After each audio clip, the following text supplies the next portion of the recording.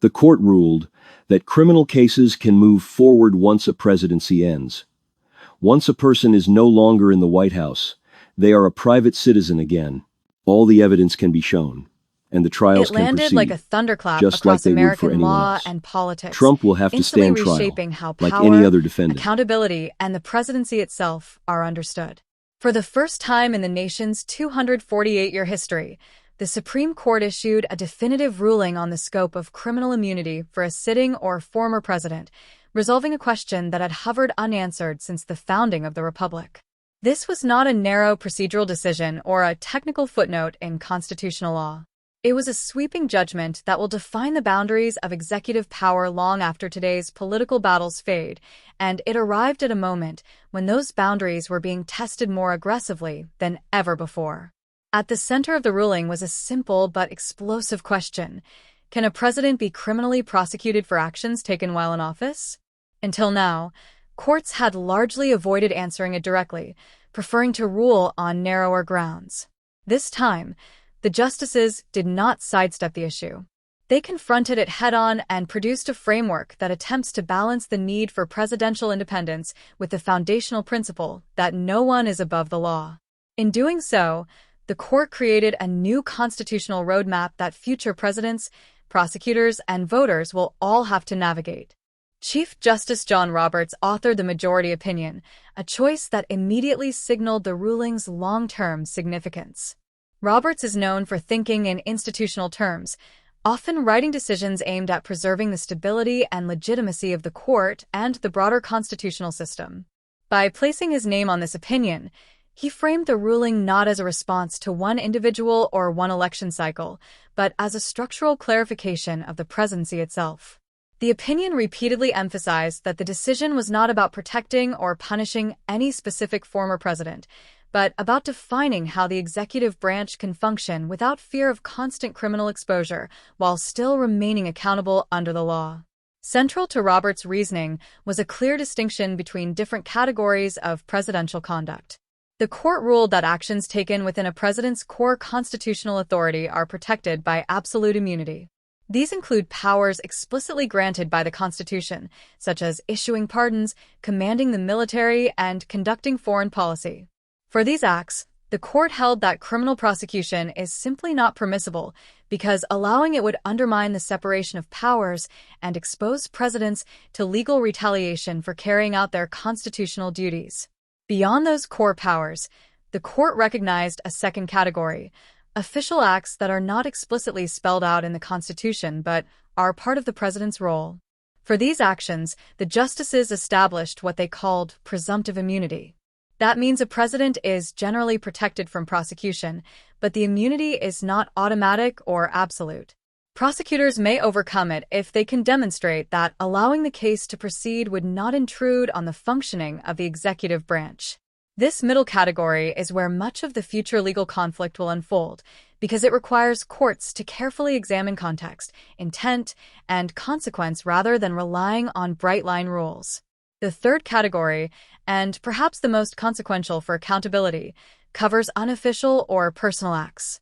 For these actions, the court ruled that there is no immunity at all. A president acting as a private individual, even while holding office, is subject to the same criminal laws as any other citizen.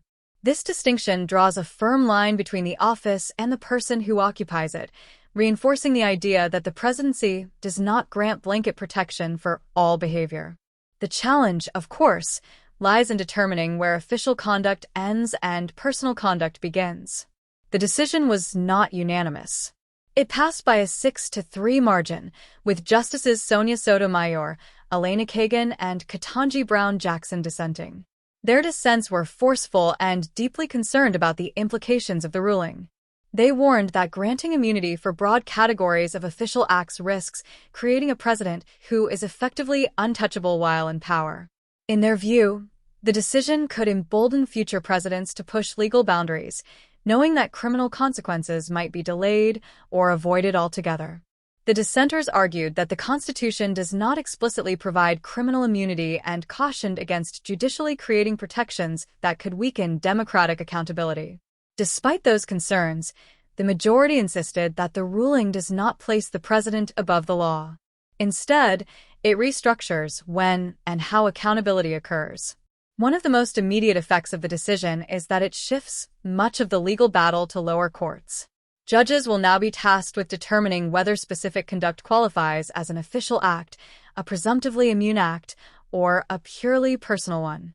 These fact-finding hearings will be highly detailed and intensely contested as prosecutors and defense attorneys argue over motives, context, and constitutional authority. In practice, this means that many future cases will hinge less on abstract legal theory and more on granular evidence. Importantly, the ruling closed the door on one of the most controversial ideas that had circulated in recent years, the notion of a presidential self-pardon. While the Supreme Court itself focused primarily on immunity, the D.C. Circuit made clear in related proceedings that a president cannot pardon himself. This clarification eliminates what many feared would be the ultimate escape hatch from accountability. The court's framework makes clear that while certain actions are shielded from prosecution, the presidency is not a personal legal sanctuary. The justices also address the relationship between impeachment and criminal liability. The ruling emphasized that impeachable conduct is not protected by immunity. If actions are serious enough to warrant impeachment, they can also be prosecuted once a president leaves office. This point reinforces the Constitution's dual mechanisms for accountability: political consequences through impeachment and legal consequences through the criminal justice system. The two are distinct, but neither cancels out the other. Another critical element of the decision is its affirmation that former presidents can be tried after leaving office. Once a president's term ends, they become a private citizen again, subject to prosecution for any criminal conduct that is not protected by immunity. This principle counters the idea that the passage of time or the end of a term erases legal responsibility. It also reassures critics that accountability may be delayed, but it is not permanently denied. As a result of this ruling, the legal landscape surrounding presidential conduct has fundamentally changed. In the past, much of the debate focused on procedural defenses, jurisdictional arguments, and unresolved constitutional questions. Now, those ambiguities have largely been resolved. Future cases will concentrate on evidence: what happened, why it happened, and whether it falls within the defined categories of immunity. Prosecutors will need to build fact-based cases capable of surviving intense judicial scrutiny, while presidents and their advisors may become more cautious, aware that the boundaries of protection are now clearly drawn. The broader implications extend far beyond any single individual. This decision reshapes the presidency itself, reinforcing both its power and its limits. On one hand, it protects the executive branch from constant legal harassment that could paralyze decision-making. On the other, it affirms that personal misconduct and abuse of power are not shielded by the office. Future presidents may act with greater care, knowing that claims of immunity will not automatically protect them from scrutiny once they leave office.